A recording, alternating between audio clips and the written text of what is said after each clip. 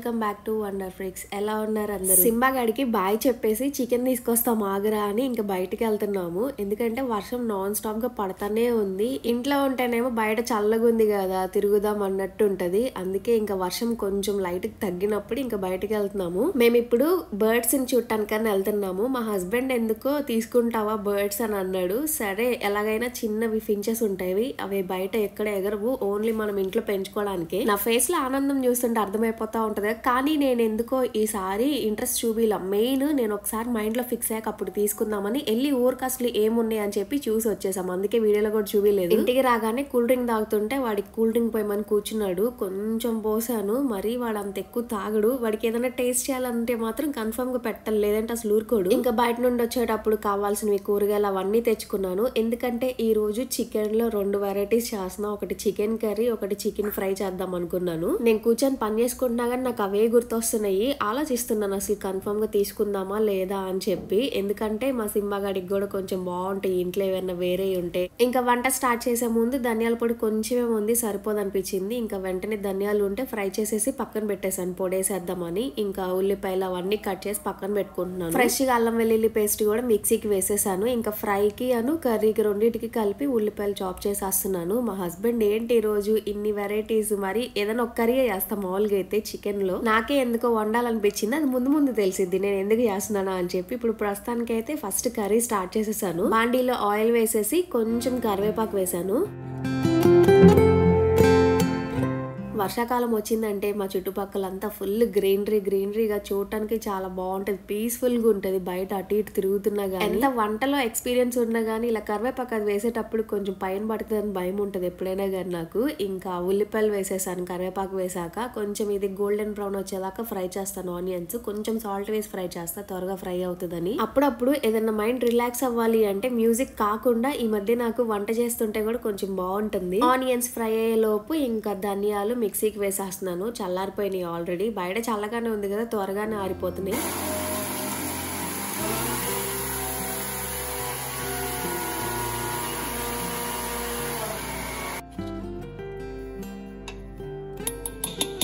యాక్చువల్గా ఈరోజు లైవ్ వద్దాం అనుకున్నాము, కానీ మా మైక్ ప్రాబ్లం ఉంది. మీకు ఎంత మాట్లాడినా కానీ డిస్టర్బెన్స్ వస్తుందని ఆలోచించి అసలు లైవ్ ఇంకా రాలేదు. మామూలుగా అయితే అసలు ఎంత అనుకున్నాము ఈరోజు లైవ్ వెళ్దాము సర్ప్రైజ్ గా అని చెప్పి. చాలా మంది అడుగుతున్నారు కదా, త్వరలోనే ప్లాన్ చేస్తాం, లైవ్ కి వస్తాము, సర్ప్రైజ్ గా వస్తాం, ముందుగానే చెప్పిరాము. ఇంక ఇక్కడ ఉల్లిపాయలు ఫ్రై అయినాయి కదా, ఇప్పుడు కొంచెం అల్లం వెల్లుల్లి పేస్ట్ వేసేస్తున్నాను. ఇది కూడా పచ్చివాసన పోయేదాకా ఫ్రై చేసేస్తాను. ఇంకా అది పచ్చివాసన పోయేదాకా ఫ్రై అవుతా ఉంటది అని చెప్పి ఇంకొచ్చి ఇక్కడ కొంచెం చూస్తూ ఉంటా. వర్షాకాలంలో మెయిన్ ఏంటంటే ఇక్కడ మాకు అక్కడ పక్కన కుందేరు అని ఉంటది, ఫుల్ వాటర్ ఉంటాయి. వర్షాలు పడినప్పుడు బాగుంటది, కనిపిస్తా ఉంటది క్లియర్ గా. ఈ వీడియోలో మా సింబాగాడు మాయమైపోతాడు. ఎందుకంటే చికెన్ తెచ్చానంటే రిలాక్స్ అయిపోతాడు, బెడ్రూమ్ లోకి వెళ్ళి పడుకుంటాడు. ఆ మమ్మీయే తెచ్చి వండి పెట్టిద్దిలే నాకేంది అన్నట్టు. ఇంక ఇక్కడ చికెన్ వేసేస్తున్నాను. కొంచెం పసుపు కొంచెం సాల్ట్ వేసాను. చికెన్ బాగా ఉడికిద్ది. అదే చికెన్ లో వచ్చే వాటర్ లోనే ఉడకబెట్టేస్తాను మాక్సిమం నేను. చికెన్ ఫ్రై చికెన్ కర్రీ రెండు ఒకేసారి వండుదాం అనుకున్నా, కానీ ఫస్ట్ చికెన్ కర్రీ హాఫ్ అయిపోయాక అప్పుడు స్టార్ట్ చేయొచ్చులే అనుకున్నాను. మళ్ళీ మా సింబాగాడికి కూడా వండాలి కదా, ఇది కొంచెం కర్రీ అయితే పక్కన పెట్టేసి వాడికి కూడా పొయ్యి మీద పెట్టేయాలి. ఇంకా నేనేం చేస్తా అంటే చికెన్ లో వాటర్ అంతా వచ్చి చికెన్ బాగా బాయిల్ అయిపోయింది కదా, ఇంకా బాయిల్ అయ్యాక కొంచెం కారము, ధనియాల పొడి, చికెన్ మసాలా వేసేసి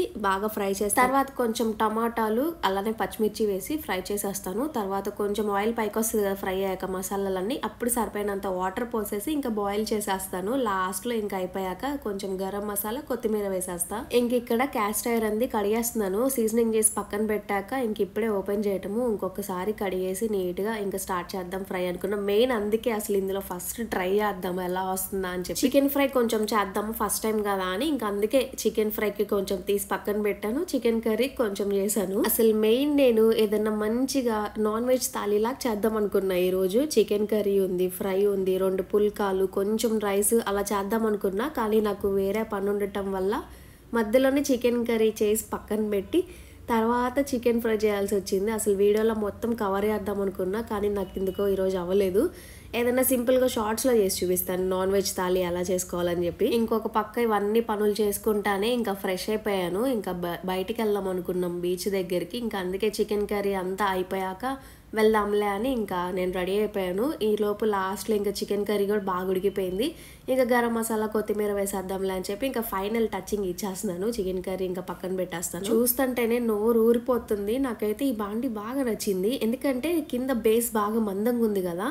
నేను ఇంతకుముందు చేసే బాండి అందరికీ తెలుసు, అందరికీ చిరాకు కూడా వచ్చి ఉంటుంది ఆ బాండి చూసి. మార్చండి మార్చండి అని చెప్పి చాలానే కామెంట్స్ వచ్చినాయి. చికెన్ కర్రీ భలే మెత్తగా ఉడికిపోయింది ఈ బాండీలో, అడుగు కూడా త్వరగా అంటట్లేదు. నేను మెయిన్ బర్డ్స్ తీసుకోవడానికి రీజన్ కూడా మా సింబాగాడే, ఎందుకంటే వీడు బయటకు వచ్చి ఇలా కూర్చున్నప్పుడు మా పైన వాటర్ ట్యాంక్ దగ్గర అలాగా ఇది కాకులు పావరాలు ఉంటాయి. రోజు ఒక కాకి నేను డోర్ తీయంగానే కరెక్ట్గా వచ్చి మా ఇంటి ముందు వాళ్తుంది వీడి కోసం వస్తాడని చెప్పి. ఇప్పుడు కూడా పైన ఒక లెవెల్లో ఎగురుతుంది, వీడు అదే చూస్తున్నాడు దాన్ని. ఎప్పుడెప్పుడు వీడిని వచ్చి పట్టుకుందామా, వీడు వచ్చి ఆడుకుంటాడు అన్నట్టు చూస్తూ ఉంటది. అందుకే వీడి కోసం తెద్దాం అనుకుంటున్నా బర్డ్స్. లోపలికి వెళ్ళరంటే అసలు వెళ్ళట్లా ఉన్నాయి అని చెప్పి. ఎంత ఫాస్ట్గా పరిగెత్తుతాడో. దానికి తోడు ఇప్పుడు వర్షాలు పడుతుంది కదా, ఫుల్ జారి పడ్డాడు మొన్న ఈ మధ్య వాటి వల్ల. అలా బండి మీద వెళ్ళేటప్పుడు ఇంకా కూల్ డ్రింక్ తాగుదామని చెప్పి షాప్ దగ్గరికి వెళ్ళంగానే ఈ డాగ్ వస్తుంది. ప్రతిరోజు మేము వెళ్ళినప్పుడల్లా బిస్కెట్స్ వేస్తాము ఇంకా దానికని చెప్పి. ఒక్క పూట పెట్టినా ఎంత గుర్తుపెట్టుకుంటే కదా, రోజు మేము బండి మీద వస్తుంటే గవక్కని మా ఫేసులు చూసి గుర్తుపట్టి పరిగెత్తుకుంటూ వస్తుంది. ఇంకా బీచ్ దగ్గరికి వచ్చాము, అక్కడ ఏదో జరుగుతుంది ఫంక్షన్. ఏంటా అని చెప్పి తాతను అడుగుతుంటే ఇంకా చెప్తున్నాడు. ఒక ఇంపార్టెంట్ విషయం చెప్పాలి, మా చీరాల వాళ్ళకంటే అందరికీ తెలుసు బీచ్ ఎలా ఉంటుంది, ఎక్కడెక్కడ డేంజరస్గా ఉంటుంది, ఎక్కడ నార్మల్గా ఉంటుంది అని చెప్పి. కానీ వేరే ఊర్ల నుండి వచ్చే వాళ్ళకి తెలియదు కదా. ఈ మధ్య చాలా మంది చనిపోయారంట బీచ్ దగ్గరికి వచ్చి. ఇక్కడ రెడ్ ఫ్లాగ్స్ అన్ని కూడా అందుకే పెట్టింది. కొంచెం వేరే ఊర్ల నుండి వచ్చిన వాళ్ళు జాగ్రత్తగా ఉండండి, ఎందుకంటే మా చీరాల్లో ఒక బీచ్ దగ్గర కొంచెం గుంటలు పడతా ఉంటాయి. మీకు లోపలికి వెళ్తుంటే మరీ అంత లోతు లేదని అర్థమవుతుంది, కానీ ఆ గుంటల వల్ల లోపలికి లాగేసుకుంటుంది. కొంచెం ఎవరైనా పిల్లలతో వచ్చినప్పుడు జాగ్రత్తగా ఉండండి, మీ కిడ్స్తో కానీ ఎవరైనా పెద్దవాళ్ళు టీనేజర్స్ అలా వచ్చినా కానీ వాళ్ళు కూడా ఎగ్జైట్మెంట్లో లోపలికి వెళ్ళి మునగాలి అది ఇదని చెప్పి త్వరగా వెళ్ళిపోతూ ఉంటారు. కొంచెం జాగ్రత్తగా వెళ్ళండి బీచ్కి వచ్చినప్పుడు. ఇప్పుడైతే ప్రస్తుతానికి మొన్నటి వరకు బీచ్ క్లోజ్లో ఉంది, ఇప్పుడే కొంచెం ఓపెన్ చేసినట్టున్నారు. ఇంకా మా హస్బెండ్ ఇక్కడ బీచ్ దగ్గరికి వచ్చి మునుగుతా అన్నా కానీ నేను అస్సలు ఒప్పుకోను. ఇప్పుడు అర్థమైంది కదా, ఈ మధ్య వైరల్ అవుతుంది చీరాల దగ్గర ఇలా బాపట్ల దగ్గర బీచ్కి వచ్చి తెలియక మునుగుదామని వెళ్ళి కొట్టుకుపోయారు అది ఇది అని చెప్పి. ఇంకా అస్సలు మునిగేదే లేదు మా హస్బెండ్ ఎప్పుడైనా బీచ్కి వచ్చినా కానీ. నేను ఆల్రెడీ బీచ్కి వెళ్ళి అంటే జాగ్రత్తగానే ఉంటా, ఎందుకంటే మెయిన్ రామపురం బీచ్ దగ్గర బాగా గుంటలు పడుతూ ఉంటాయి. లోతు ఎక్కువ లేదని అర్థమవుతూ ఉంటుంది కానీ లోపలికి గుంటలు పడిపోతూ ఉంటాయి. లోతు మీకు అనిపించదు కూడా. మన లైఫ్ మన చేతుల్లోనే ఉంటుంది, జాగ్రత్తగా ఉండాలి. ఎప్పుడైనా కానీ ఎక్కడికైనా వెళ్ళినా కానీ మనకేం అనిపించదు ఎగ్జైట్మెంట్లో. మళ్ళీ రీసెంట్గా చూసాం ముంబైలో ఒక అమ్మాయి ఇన్ఫ్లుయెన్సర్ అంట, ఏదో రీల్స్ కోసం ఏదో అక్కడ కొండ దగ్గరికి ఇక్కడ వాటర్ ఫాల్స్ దగ్గరికి వెళ్ళి పడిపోయింది పాపము. ఈ మధ్య కొంచెం వీడియోస్ వల్ల కూడా ఎక్స్ట్రీమ్ వెళ్ళిపోతున్నారు. కొంచెం జాగ్రత్తగా ఉంటే మనకే మంచిది. వీడియోలు ఏముంది తర్వాతనే తీసుకోవచ్చు. నా సైడ్ నుండి కొంచెం నేను చెప్పాలనుకున్నాను, కొంచెం జాగ్రత్తగా ఉండండి బయటకి ఎక్కడికైనా వెళ్ళినప్పుడు. కొంచెం డేంజరస్ ప్లేస్ అని అర్థమైతే సేఫ్గా ఉండండి. చాలా రోజులు అయిపోయింది కదా బీచ్కి వచ్చి అని చెప్పి ఇంకొచ్చాం. మొన్న వచ్చినప్పుడు కూడా రీసెంట్గా క్లోజ్లో ఉంది. ఇంకా అక్కడ లోపల కూడా ఫంక్షన్ చేసుకుంటున్నారు. ఎందుకులే అందరూ ఒక ఫంక్షన్ చేసుకుంటున్నారు వేరే వాళ్ళని చూసి మళ్ళీ ఏదో లాగా ఉంటుంది అని చెప్పి ఇంకా లోపలికి కూడా వెళ్ళలేదు. ఇంకా తిరిగి వెళ్ళిపోతున్నాము. ఇంకా వెళ్ళే దారిలో ఎప్పుడు ఒక పార్క్ ఉంటుంది, అది ఎప్పుడెప్పుడు ఓపెన్ చేస్తారని ఫుల్ వెయిటింగ్. చాలా పెద్ద పార్క్, మేము ఎప్పుడు వచ్చినా కానీ ఓపెన్లో ఉంటుంది అనుకుంటే ఇంకా రిపేర్స్ అవి ఇవి చేస్తున్నారు. ఎప్పుడైనా ఓపెన్ చేస్తే అది కూడా వీడియో పెడతాము. ఇంక ఇక్కడ తోటగాడి దగ్గరికైనా వెళ్తుంటే ఇంటి ముందు కుక్కలు భలే కూర్చున్నాయి. పైకి వెళ్ళంగానే వాడు సౌండ్కి డోర్ కొట్టిన సౌండ్కి భలే వస్తాడు పరిగెత్తుకుంటా, ఏదో చెప్పుకుంటూ వస్తున్నాడు పైన నుండి. నేను ఇవాళ తీసుకొని వస్తుంటే ఏం చెప్తున్నాడో నాకే అర్థం కాదు. ముద్దు పెట్టరా అంటే ఫస్ట్ నన్ను బయటికి తీసుకెళ్ళండి అని చేయి చూపిస్తున్నాడు. ఇంకా సర్లే వాడు వెళ్ళి రెడీ అయ్యి రాపో అంటే నేను వెళ్ళను నువ్వే రా అన్నట్టు అటు చూపిస్తున్నాడు. ఫస్ట్ నువ్వు పద బయటికి వెళ్దామని ఇంకా వెళ్ళి రెడీ చేయించుకొని ఇంకా తీసుకొని వచ్చాము.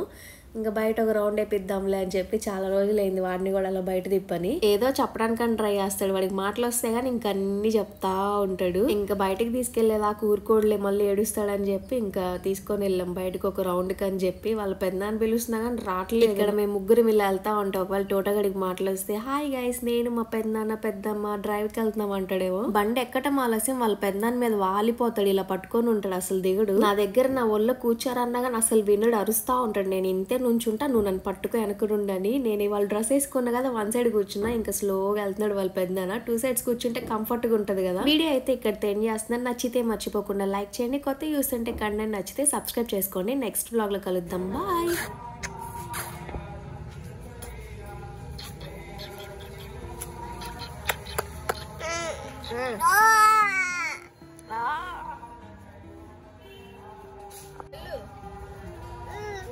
దోశలు అడుగు తెచ్చుకో దోశలు తెచ్చుకోవాలి